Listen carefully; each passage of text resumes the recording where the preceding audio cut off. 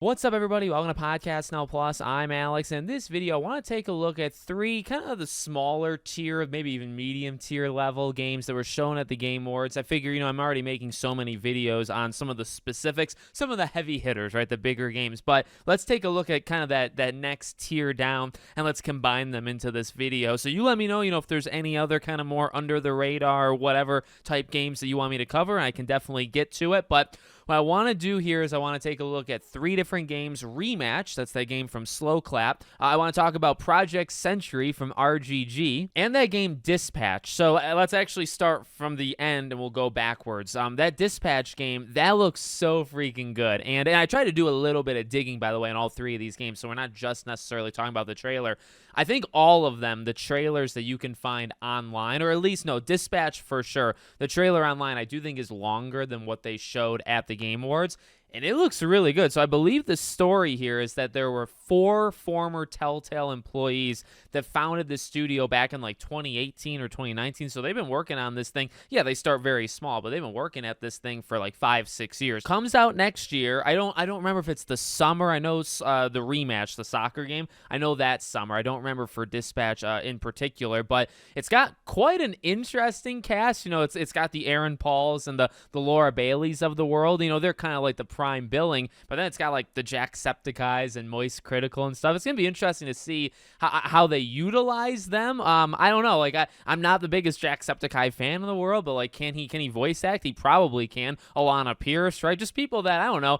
It's interesting that they're given a shot. I'm not like against it, and I wonder because of kind of what the game is, right? The theme of the game. I wonder how they're gonna implement them. So the basic idea with this game is I believe you play as Aaron Paul, who is this guy who lost his mech suit in like a battle, and so now he's kind of almost been demoted into this dispatch role. So he's not a superhero, he actually dispatches the superheroes. And the general idea that the trailer shows, and also what they kind of write in all different places around the internet, is that you're going to be doing kind of like office stuff as well as the dispatch work, and the chances that they're going to build the mech suit back for him so he can kind of get like a second chance in the arena, right? And what you see in the trailer is kind of a mix of that, right? You see those kind of day-to-day decisions, like this mopey guy, right, like down in the dumps and kind of going through the day by day, right, the tasks. And it really, and I know I said this like when it was live and other people are saying it too, it's got like some sort of hybrid, it reminds me of, was it Stray Gods, the role-playing musical? I don't know if that's the official full name, but I never played that game, but the visual style reminds me of that because I remember watching a bunch of trailers. It also reminds me a little bit of Hi-Fi Rush. It's not one-to-one. It doesn't have, I don't know, it's not the exact cell shading that they do, but it's very close. And I mean, visually, I think they absolutely freaking nailed it. And then, I don't know, it has a charm to it. And I guess maybe like even in the beginning, which I don't remember if it was shown at the Game Awards, but in the beginning of the trailer, it says like from the makers of The Walking, a couple of them, right? From The Walking Dead, Wolf Among Us, and then Tales from the Borderlands. And Tales from the Borderlands, on the right side, it says the first one. And I thought that was actually just a funny little jab because I actually hated new Tales from the Borderlands. I thought it was an atrociously bad game. And so it was, I don't know, I feel like they got a sense of humor. I feel like they know what they're doing in terms of these choice-based things. And yeah, a lot of it comes down to the writing. A lot of it kind of comes down to the charisma and just the characters themselves, right? But then you see it a little bit, and turns out like that is actually a part of the game. So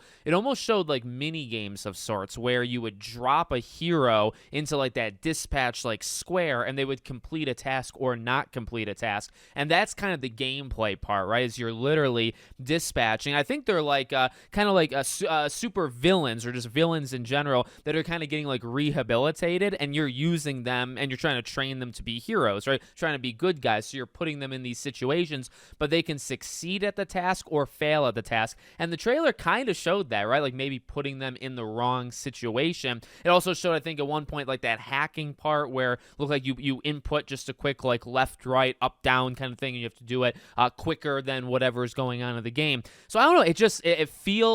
It feels familiar. We've seen some of the stuff before in terms of the decision making, even the art style and things like that. But it also feels a little bit different. I also think just the idea, these reformed villains turned heroes, and you're the person that's putting them on these assignments, while also being a choice-based game, that's like freaking awesome. So I'm really excited for that one. When I think of some of the better stuff that the Game Awards showed, you know, you think of the big ones, but if you go again down that tier, I actually think all three of these games are super cool. And you know, we'll get to the other two in a second, but this one looks awesome. So it's definitely a game I'll be covering for sure, and hope to see more of it soon. So you got that. Then we go to Project Century. So, you know, a big part of this game was just trying to figure out, like, what in God's name is it? It looked really good. I mean, I'm probably going to say that, you know, I have said that for the last game. I'm saying it for this game.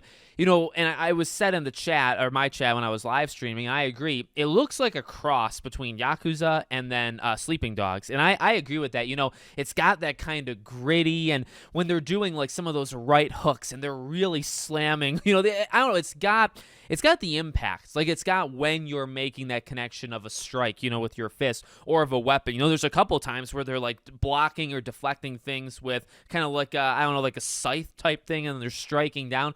It just feels very heavy. It feels very calculated. It feels very impactful. And I mean, that's, you know, as I constantly say, you know, in some of these videos, I am a martial artist. I love seeing that kind of stuff. It actually, that stuff reminded me more of Sifu, you know, than the next game from the makers of Sifu. But, you know, I love the look. I love the detail. I love the time. I mean, 1915, I believe, is the year that it's set. Looks really cool. And then to know that it comes from RGG, you know, this is, I think, good. I don't want them to slow down when it comes to Yakuza. I think there's infinite stories, not to make a pun on infinite wealth, but there's infinite stories they can tell. I never want to stop with Ichiban or Kiryu or Majima and them, and you could go like Lost Judgment and Judgment. You can go Ishin kind of routes. You can go Pirate Yakuza in Hawaii. There's a lot you can do, but, you know, it's good, I think, to diversify a little bit while maybe keeping it, you know, because there are some things, you know, maybe even in terms of the combat, that impact, that heavy hitting kind of style that does remind me of the more like brawler type, you know, Yakuza games or Yakuza gameplay, like fighting mechanics. So I feel like it's going. I don't think a studio that makes games so quickly that they do and comes out with like one Yakuza game every year, I don't think it can be radically different. I think you're still going to see some DNA of one into the other, but it's good, you know, it will separate itself in some ways. And I think that is important because, you know, I don't know, you probably don't want to put everything into one franchise. I know there's multiple things they can do with that franchise. As I said, going into the past, doing a pirate thing, you know, you could do a lot of other stuff as well. There was the rumored, or like what they pitched a Kiryu kind of side game after Infinite Wealth, and they went with Majima instead. So, you know, there's so much they can do, but to kind of have both going at the same time, if they can handle it, if they can actually do it at the same time, I'm all for it. So this game looked great. It's probably years away, but yet again, I struggle to say like forever away because it's them. Like, this game could be 2 years out, maybe 3, you know, but this isn't, or at least I hope not, or I think not also. It's probably not a game that's 4 or 5 years out, like the Wonder Womans of the world and Blade of the world, you know, that we've seen before, just for the simple fact that they're so quick. Like, they're ungodly quick. So it's like, I don't know, a game that would be 5 years out if it was from any other studio, seeing it from them, oh, it's probably late next year for all we freaking know, right? But I'll be keeping my eye on that one as well. And then the game Rematch from Slow Clap. Now, this one's a mixed bag. This one's probably the most mixed bag, but I actually am warming up to it. I think I said this in my live stream as well. Like, I'm not opposed to the game. I think the game actually looks pretty cool. It definitely, like, Rocket League was the first thing that came into my mind, and then there was actually, I think, an article from Eurogamer. I'm looking at it in the corner of my eye there.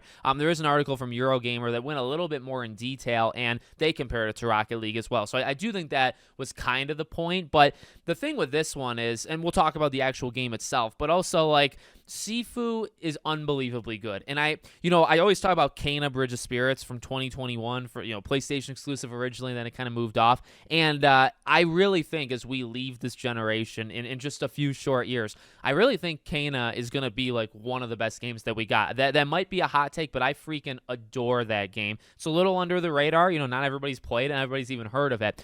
I also think Sifu. I really do. As time has gone on, I really believe that these are two types of games. You know, they're kind of that mid AA type game, right? They're not necessarily indie. I think they're almost too polished and like flashy to be indie, but they're not AAA, right? They're not made by 500 people. They didn't take 6-7 years to make. You know, they're, I think, squarely in a AA category. Sifu is so good. So I'm spending so much time talking about it, but I am shocked that it's not. I mean, I know they've jumped around, like Absolve Absolver first and then Sifu and now this.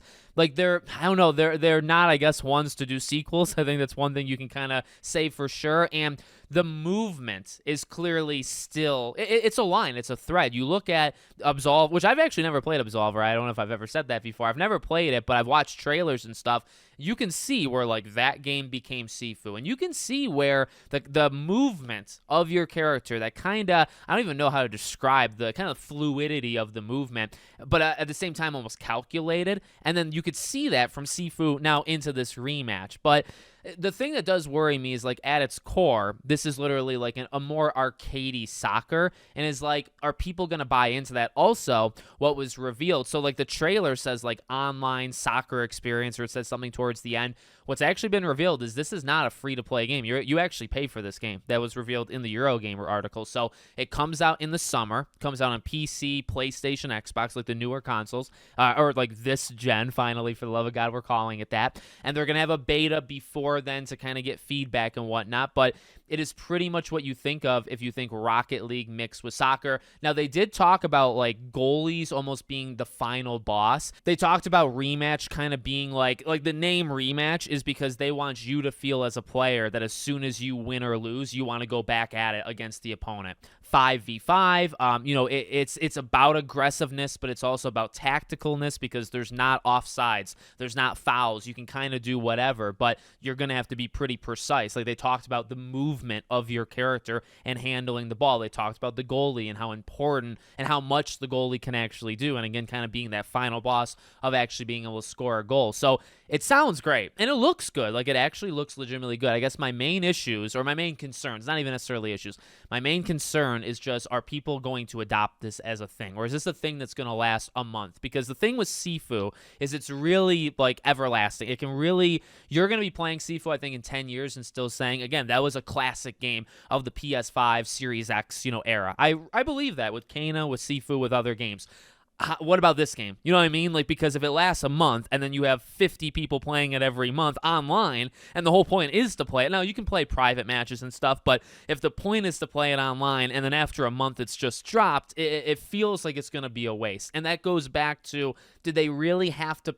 I know, again, there's like a thread here, but did they have to pivot to this in particular game? Again, I'm not saying it doesn't look good. It actually does look good, but I worry about if people are going to adopt it. I'll give it a try 1,000%, simply because it's them. I just hope it doesn't like backfire on them in any way. So let me know what you guys think about any of these 3 games, or other games if you want me to cover those. Make sure, as always, you're subscribed to the channel, bell icon turned on, and I hope to see you all on the next one.